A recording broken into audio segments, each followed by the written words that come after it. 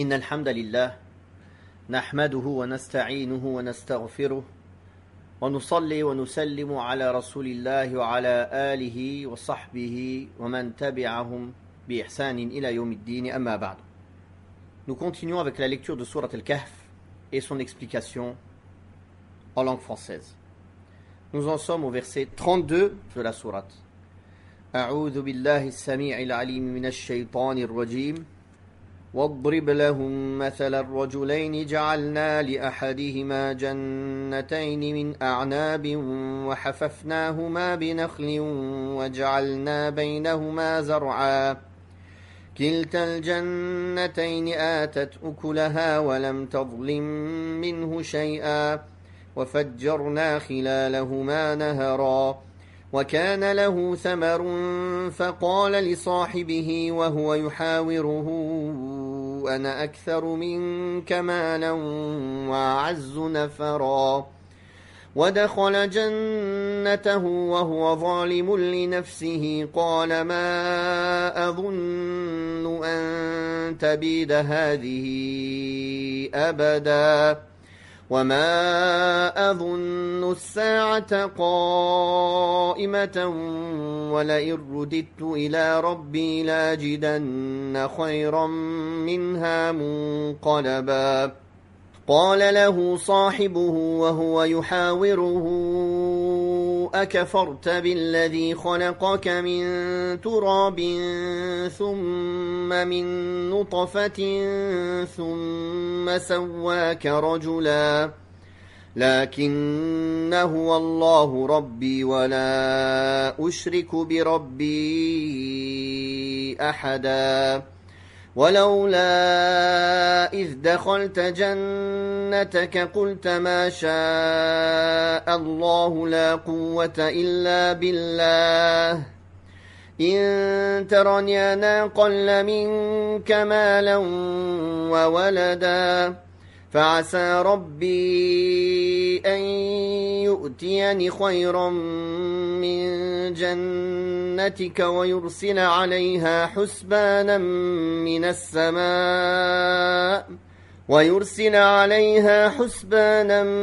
من السماء فتصبح صعيدا زلقا أو يصبح ماؤها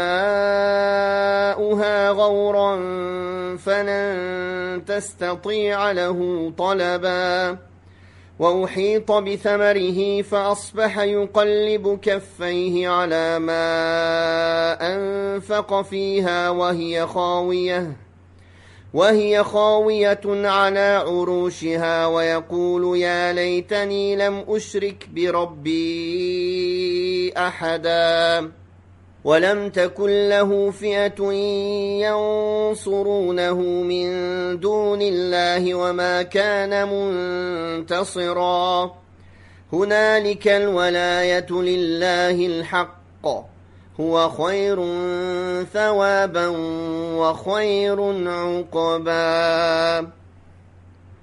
Donc du verset 31 au verset 44 de la sourate Al-Kahf, Allah Tabaraka wa Ta'ala dit dans le sens du verset 32 au verset 44 de sourate Al-Kahf. Allah Subhanahu wa Ta'ala dit dans le verset 32 dans le sens propose-leur la parabole de deux hommes.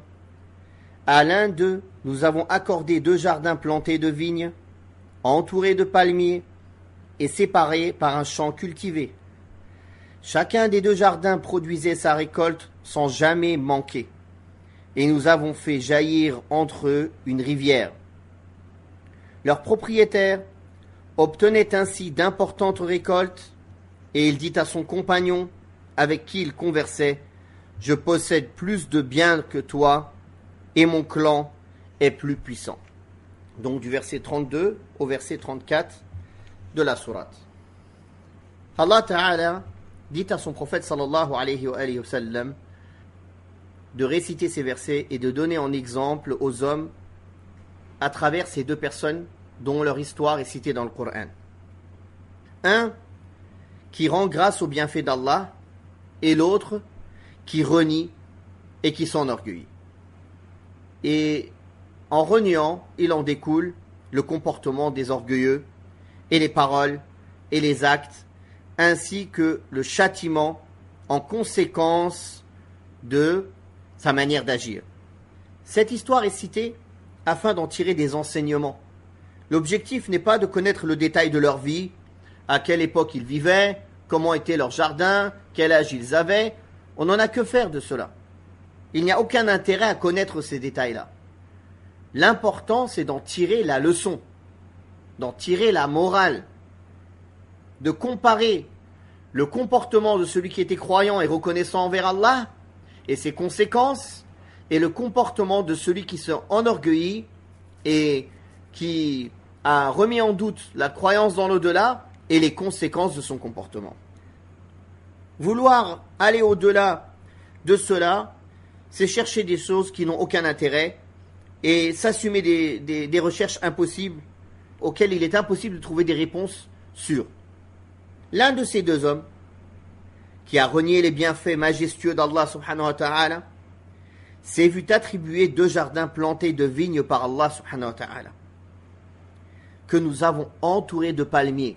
Allah ta'ala a entouré ce jardin de palmiers. C'est-à-dire que ces 2 jardins contenaient toutes sortes de fruits, notamment les plus nobles des arbres, à savoir la vigne et le palmier. La vigne au milieu du jardin et les palmiers aux alentours, ce qui donnait une vue splendide et admirable. La vigne et les palmiers étaient exposés au soleil et au vent, grâce auquel les fruits mûrissaient. En plus de cela, il a mis entre ces arbres des champs ensemencés.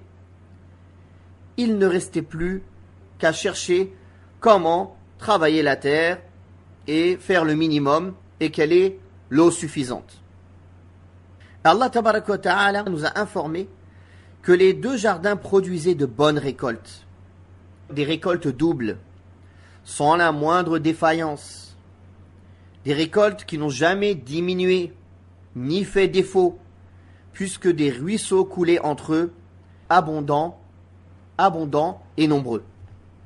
Cet homme récolta donc ses fruits et il fit une grande récolte après qu'elle arriva à maturité sans subir aucun dégât ou aucun préjudice, ce qui le rendit arrogant et oubliant l'au-delà.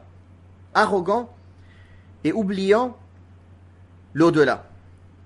C'est pour cela que dans les versets 34, 35 et 36, il dit dans le sens, Allah Ta'ala dit dans le sens en racontant cette histoire, il entra dans son jardin, se faisant du tort à lui-même de par sa mécréance, et dit, je ne pense pas que ceci puisse jamais disparaître. Je ne pense pas que l'heure surviendra. Par Allah, si je devais être ramené vers mon Seigneur, je jouirais d'un sort bien meilleur encore. Son compagnon, avec qui il conversait, lui dit, renies-tu celui qui t'a créé de terre, puis d'une goutte de sperme, puis t'a donné forme humaine? Quant à moi, je ne le renie pas, et j'atteste qu'Allah est mon Seigneur, et je n'associe personne à mon Seigneur. Le propriétaire des 2 jardins a donc dit à son compagnon, alors qu'il discutait avec lui, en s'enorgueillant devant lui, je suis plus riche que toi, je suis plus puissant que toi, et aussi, je suis plus riche que toi, et aussi je suis plus puissant que toi grâce à mon clan. Il tira orgueil de l'immensité de sa richesse et de la puissance de ses alliés parmi les esclaves, les domestiques, les proches. C'est là une ignorance flagrante de sa part, car comment quelqu'un peut s'enorgueillir d'une chose pour laquelle il n'a aucun mérite, il n'a rien fait pour l'obtenir. Ensuite, cette arrogance ne lui ayant pas suffi, il finit par montrer son ignorance et son injustice, son inéquité, en avouant une fois entré dans son jardin, je ne pense pas que ce jardin puisse jamais dépérir. C'est-à-dire, il pensait qu'il ne va jamais s'abîmer, ni disparaître. Il s'est donc senti serein et à l'abri dans ce bas monde, et il s'est satisfait des délices de ce bas monde en niant la résurrection en ces termes, quand il a dit dans le sens « Et je ne crois pas que l'heure du jugement dernier puisse sonner un jour. Et si, ma foi, je dois retourner à mon Seigneur, c'est-à-dire à supposer que je retourne vraiment, j'aurai certainement un sort bien meilleur que celui-ci. » C'est-à-dire qu'il a dit qu'il lui donnerait des choses encore meilleures que ces deux jardins. Alors de deux choses l'une. Soit cet homme savait ce qu'il disait et était conscient de la situation, mais il ironisait et tournait en dérision son compagnon, en aggravant son cas de mécréance. Ou bien, il doutait vraiment en faisant preuve de l'ignorance la plus flagrante. Comment en effet peut-il faire un parallèle entre le don qu'Allah lui a fait en ce bas monde, les deux jardins, et celui de l'au-delà, au point de penser que celui qui est riche dans ce bas monde, obligatoirement, il aura encore plus dans l'au-delà. Bien au contraire, dans la plupart des cas, Allah subhanahu wa ta'ala prive ses amis et ses alliés et ses élus des biens de ce bas monde et les donne en abondance à ses ennemis qui, eux, n'auront aucune part dans l'au-delà. Mais il semble plutôt qu'il était conscient de la situation, mais qu'il faisait preuve d'ironie et de plaisanterie, comme le prouve sa parole, dans le sens, il entra dans son jardin et se fit du tort à lui-même, en disant qu'il fit preuve d'injustice en entrant dans son jardin avant de discuter avec son compagnon. Cela prouve son intention et son dessein. Son intention et son dessein. Son compagnon, avec qui il conversait, lui dit « Renies-tu celui qui t'a créé de terre, puis d'une goutte de sperme, puis t'a donné forme humaine? Quant à moi, je ne le renie pas et j'atteste qu'Allah est mon Seigneur et je n'associe personne à mon Seigneur. Que n'as-tu pas dit en entrant dans ton jardin? Ceci est ce qu'Allah a voulu et il n'est de puissance que par Allah. Si tu me vois moins pourvu que toi en bien et en enfants, il se peut que mon Seigneur m'accorde ce qui sera meilleur que ton jardin et qu'il envoie sur celui-ci une calamité du ciel et qui le transformera en sol aride et glissant. Et dans le verset 41, ou que l'eau qui l'arrose disparaisse sous terre sans que tu ne puisses jamais la retrouver. Donc son compagnon croyant lui dit en guise de conseil, en lui rappelant sa situation antérieure, lorsqu'Allah le créa de poussière, puis de sperme, et qui ensuite lui a donné une forme humaine parfaite, il lui rappelle que c'est Allah seul qui lui a fait don de la faveur de la création et de la subsistance, en t'accordant toutes sortes de bienfaits, en te faisant passer d'une étape à une autre, jusqu'à faire de toi un homme à la forme parfaite, aux organes et aux membres apparents, et aux capacités psychiques complètes. Il te facilite aussi les causes en te préparant ce qu'il t'a préparé des bienfaits de ce bas monde, car tu n'as pas obtenu ces bienfaits par ta force, ni par ta puissance, mais grâce à la faveur d'Allah, grâce à la faveur qu'Allah t'a faite, subhanahu wa ta'ala. Comment peux-tu alors le renier, lui qui t'a créé de terre, puis d'une goutte de sperme, puis a fait de toi un homme parfait?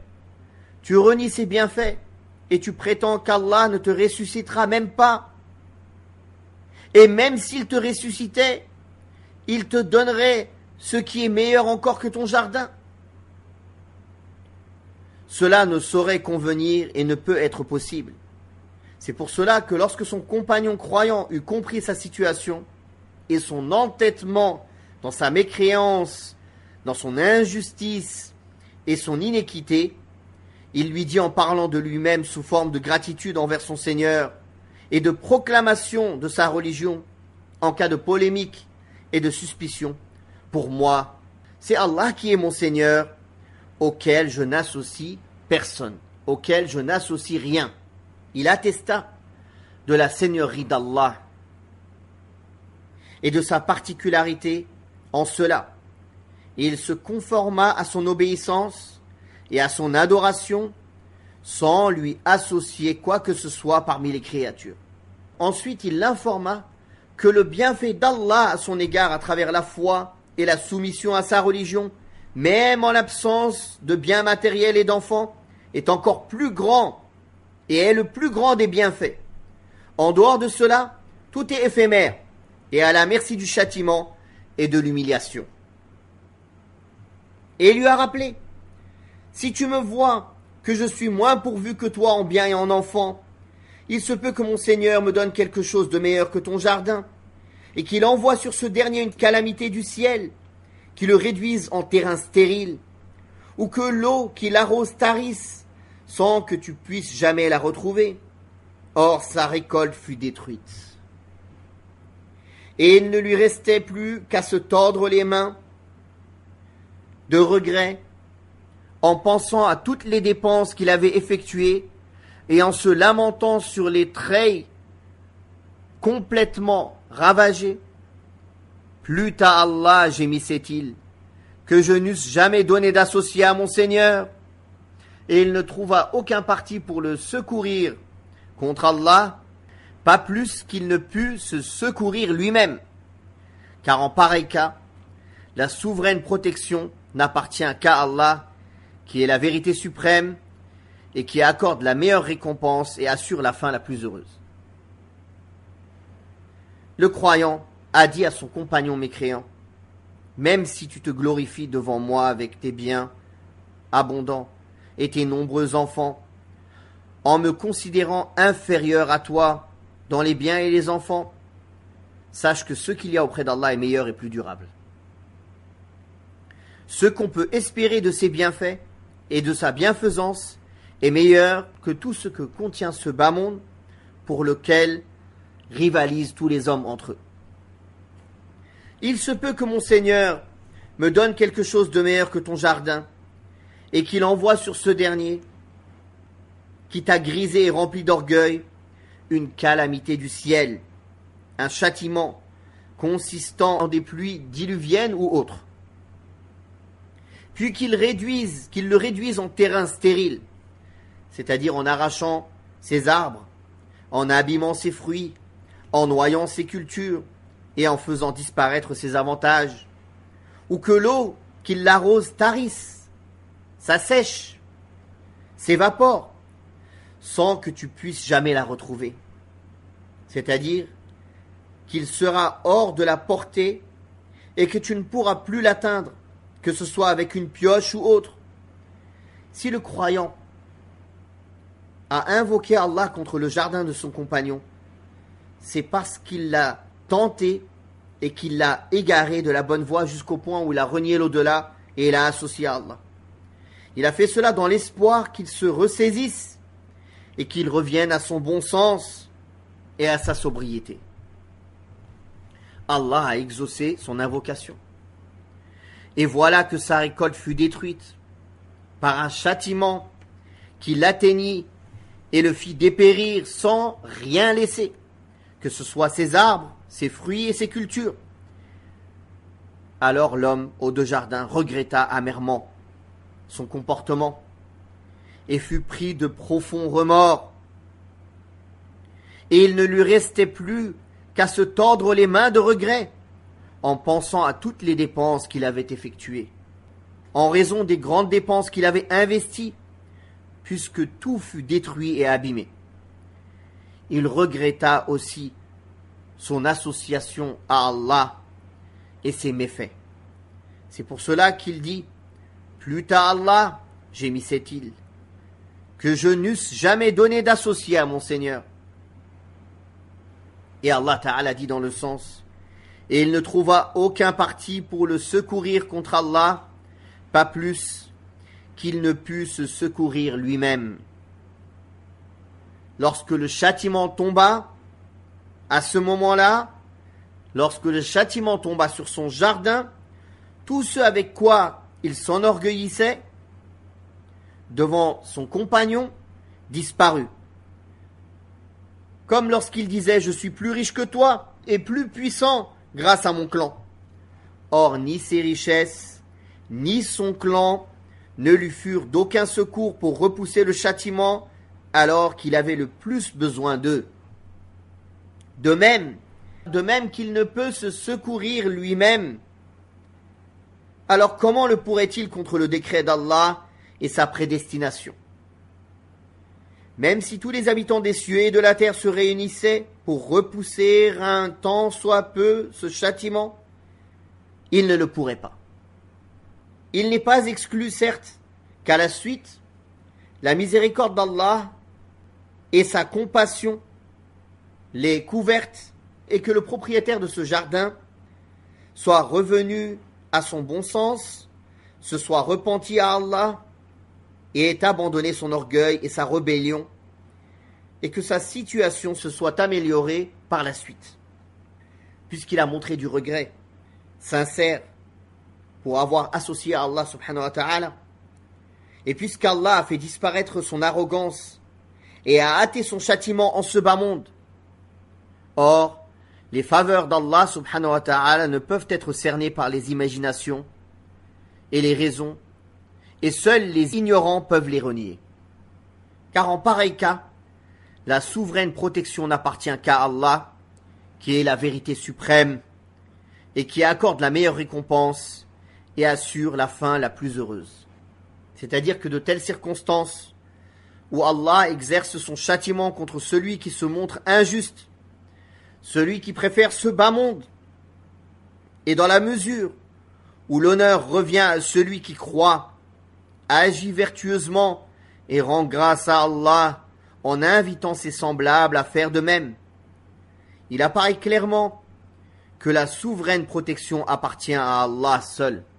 Celui qui croit en lui et fait preuve de piété, il lui accorde cette protection, l'honore avec diverses formes de dons et le défend contre les méfaits et nuisances. Alors que celui qui ne croit pas en lui et ne le prend pas comme protecteur, il perd aussi bien sa religion que sa vie profane. Sa récompense terrestre et future est la meilleure récompense que l'on puisse espérer et attendre. Il y a dans ce récit sublime une leçon à tirer de la situation de celui à qui Allah donne des bienfaits terrestres et qui le distrait de son au-delà et le rend orgueilleux et rebelle à son Seigneur. Une telle situation est appelée inéluctablement à cesser et à disparaître. Et même s'il en jouit un peu, il en sera privé pendant longtemps. En outre, il importe à l'homme, lorsque ses richesses ou ses enfants lui plaisent, d'attribuer ce bienfait à son propriétaire et son dispensateur, qui est Allah seul, en disant « Ma sha'Allahu la quwwata illa billah » Telle est la volonté d'Allah, il n'y a de puissance qu'en Allah.